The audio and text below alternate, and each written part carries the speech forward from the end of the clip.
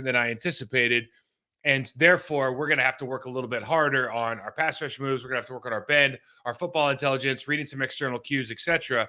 Myles Murphy, as I saw it today, and we're just going to go through three guys today, but as I watched a handful of these players just trying to figure out who to put tape on, he's interesting, man. Like there's something to this kid for sure. You see that 4.57 40, 6'5", 286 pounds.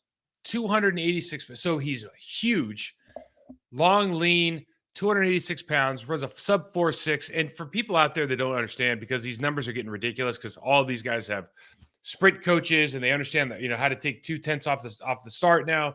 Listen, if you're running like a 4.6 and you weigh 208, you are a freak athlete by any stretch of the imagination. So whether a guy ran a 4.5, a 4.57, a 4.47, a 4.6, we're talking elite level athletes. So this guy is obviously one of those. I have him against Florida State. I'll tell you right now, as you guys know, when I go through this tape, it's literally let's pop up a couple series, because the behaviors, the movements, everything we're going to see is just what you're going to get. I really don't care about the scheme. I don't care about the opponent. I'll say this: the Florida State kid I like a lot. The Florida tackle I like a lot after watching this tape. The first thing you notice is that stance. Stance is a little bit. The stance isn't going directly forward. Okay, so he's not quite in he's in a 4-point, but he's not in a down stance where you see both kind of ankles, knees, everything's going. So you're going to drive directly forward. You're going to gain ground with that first step. He's more in a stance that looks like he's going to read a little bit. Okay, and he can do that because of that length. He looks like a really chiseled, athletic version of. You start talking about big, tall players. Talking about obviously. One of my favorite guys, like Calais Campbell, Chris Canty back in the day, guys that are just have that, 6'6", 6'5", but arm length, can get into your body. You watch this guy against the Florida State kid. I think this first play, you see the short step, and he kind of goes into that read look, but because he's under control, because he's got that body length and that strength, he easily sheds this guy, cuts off the running back, helps the defense make a play. Now, what you see here, I'm just showing you the way he flips his hips, because at 286 pounds, he's getting off. And the ease of which this guy runs, man, is really something else. When you're a personnel guy or a coach, you're thinking like, man, what I could do with this guy if we can just develop into our system, understanding how we read defense or offenses, understanding pass rush moves are going to work. But just from a transitional speed thing, wow, really, really impressive. Get back here again. Now, this is just kind of, I was watching tape, and look, this is the Florida State team, and they're reading off. It's like you read off the best player on defense. Well, 98 is clearly the best player on the Clemson defense this year. So they're running a read option where the pistol back's gone. They just motioned in number 4 into like the red look. They've got the tight end coming off the tackle. They got the guard pulling. Everybody's going to our left. The defense's left, the offense's right, and you're just going to see this read look. And this is where he gets a little bit confused, misses the read. Quarterback takes off for a touchdown. Honestly, there's no knock on him. You'd love to see him make a tackle here, like hit somebody, right? Don't just go with your gut. If you have whatever your read is, are you supposed to make the running back tackle? Are you supposed to make the quarterback tackle? Don't miss your read. So there's something there, but really you just got to appreciate that was an awesome play call. Okay. 4-point stance. You start looking at, are there ankle mobility issues here? Is that going to prevent him from getting low enough? Because his feet are spread out wide. We're kind of seeing this in his other stance as far as his ankles not being able to put his knees directly forward. So you see that a little bit here, as opposed to look over against the right tackle, the guy in the 4-point stance. He looks more what you call more traditional 4-point stance. Now, because 98 is such a good athlete, he might just be a guy who wants to shuffle around. But I'll say this. The first thing I would check is just an ankle mobility thing, because that's going to really help him play lower, transfer the power from the ground through his body into the other player. But you see from a jump out standpoint, what happens when you get in this 4-point stance. So for people watching at home, and obviously the scouts are, think about this stuff. When you play the guy in the stance, and this isn't a stance that you want to see him in the National Football League, because when he gets here, like at this point, he's done rushing, right? Like anytime I can get the guy to stand like that at any point during the game, as an offensive lineman, I won. Because a guy like this, especially at the young age, he's not going to be able to generate a pass rush against an NFL player. Guard, center, tackle, doesn't matter. Whoever's coming over to block him, not going to be able to generate a pass rush out of that stance with that body height. Okay. So once you get him to that position, you're good. So we want to stay out of that position as often as possible. Obviously, they're looping out from a four eye technique there, but you can help yourself by improving that stance. We go back out here against the left tackle. I just wanted to show it's left tackle, like full on trying to tackle this guy, goes back behind both knees, trying to do a double leg takedown. College football championships were this last week, and college wrestling championships were this last week, and they were awesome to watch. I just saw a little bit right there. Go out here, gets bumped off. Okay, so now this is kind of what you're looking at. Does he have any real moves? And I'm just telling you guys right now, he's going to make a sack on this play, but he's not winning this matchup, right? The quarterback just gets flushed because you see the left guard got beat. But he had a relatively clean rush at this tackle.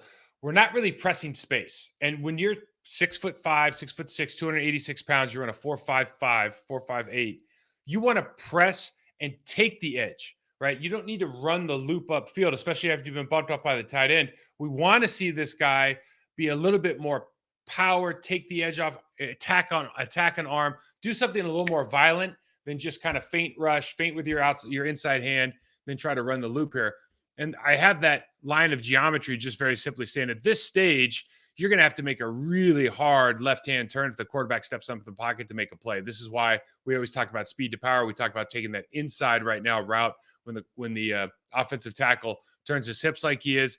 This is just a disadvantageous position if you haven't really disengaged from the tackle yet, because the quarterback could step up. Now we know, because we watched the tape, the quarterback couldn't step up, so he runs into the player. He ends up getting a sack, but 62 or 52 is going to sleep pretty well that night because of that play.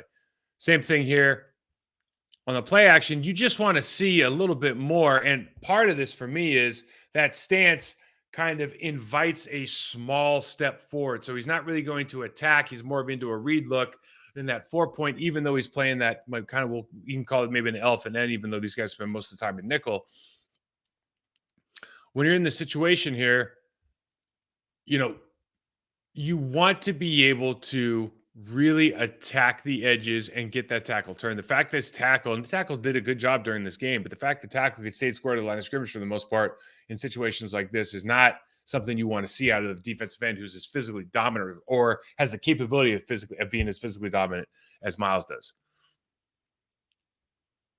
Over the left tackle again, just another the guy. Listen, the Florida State kid, you got to give him credit, man. I mean, double leg takedowns all day. Okay. When you talk about why is the kid special, look at the force he delivers into this right here. Bang, knocks him completely off his feet and then can drive this double team through off. You just got to be impressed, I think, with the athleticism, the ability to deliver that hit to the defensive end. Now we go back, and again, we're not really getting a lot of action out of him. And the problem is when you look at the feet, we're not going anywhere. With these steps, we're wasting steps. And so this is where it gets really interesting with watching NFL caliber talent. You have to start thinking to yourself, again, he's got that short footwork and he jumps through here, but he doesn't end up making this play because you're not really penetrating. So you allow the tackle to get enough of you to get around. And again, it's just because of those first steps. He's engaged, hands are outside. But this is where it gets super interesting, because if you're a defensive line coach, you're going, man, what traits he has, I can develop. Like, everyone thinks I can develop this guy, but we see a lot of guys who go undeveloped. So where this guy lands is going to have a lot to do with how successful he is early in his career. For example, if he goes down with Chris Kurashik in San Francisco, he's going to be pretty good pretty early. In fact, he could be really good in year one because Chris is that kind of developmental coach. He has that high expectation for players. If he goes somewhere where they don't have quite as good a coach or a developmental program, this guy might struggle a little bit, because you see how he has to kind of read. He's using his athleticism to make plays instead of anticipation, instead of just going for it sometimes. And then he gets caught up with guys who are lesser athletes and they can still ward off the blocks. Again, having said all that, I forgot Florida State's left tackle's name, but I did like the way he played today. We see it again. You see the punch and extend here by 52. And it's just The problem here is, and he's got a little bit different stance now, so he's demonstrating that he wants to go north and south. Okay, so he's going to take a little bit longer stride and tries to go outside, but it happens so fast. And I'm just telling you from an offensive lineman standpoint, if you're playing a tight five technique and your move is going to be to take a hard step and then outside with a half slap rip, like I'm going to catch your shoulder 100 out of 100 times, 100 or 100 times. And so, especially if it's a three-step drop, you're out of the play. You got to get the guy to turn. You got to get the guy to be off balance. It's a real estate battle. You got to get to the confrontational point and make sure that tackle's out of control. So right now it's just we talk about football IQ. This is just something you got to learn. He's obviously in a 4-point stance, looking to get off the ball hard, fast here. Going to take a big step. You see that he's looking at the center. Look at the left tackle though. The left tackle is what? Feet are wide. His bases, his body position is one that it suggests that he might be in a run platform here. And because of that base, you can just kind of go, hey man, he's going to catch it, and he does. He does a great job of catching him and pushing him off the ball, widening that gap. Now look at the body position on 52, how that's different. So if I'm a football, if I'm a student of the game, I'm looking at the last body position and I'm knowing that that was a run. I'm looking at this body position. I'm feeling a lot better about what he might be up to.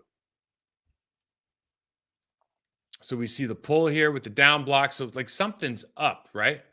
Something's up here because he can't operate the way he did last time with this stance. Now we can't see the crack back, but you would hope as they continue to develop this player, he'll be able to see it. Really, really.